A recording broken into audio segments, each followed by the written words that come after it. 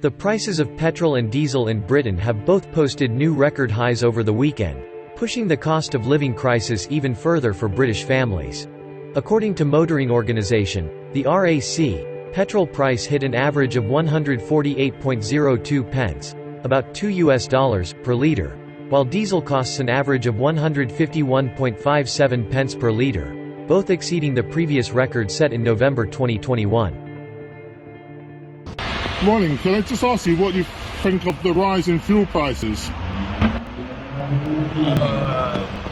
It's affecting normal people. No? Yeah, how's it affected your household? Very badly. Definitely, it's very badly affected. Okay. Everybody have to work together. Yes. Come to a compromise how to handle this better. Hope we can get a conclusion on that.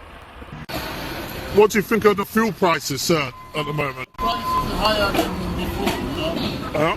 Prices very higher. Has it affected your living standards? And Living standards have been affected too much, sir. okay. I don't know why I have to ask the government. I will ask the government to think about it.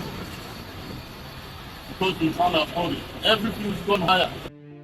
RAC fuel spokesman Simon Williams attributed the rising prices to the tensions between Russia and Ukraine, and the oil production remaining out of kilter with demand as the world emerges from the pandemic.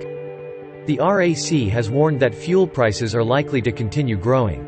Earlier this month, the Bank of England, Britain's central bank, said the country's inflation soared to a 30-year high of 5.4% in December 2021 and is expected to increase further to close to 6% in February and March, before peaking at around 7.25% in April.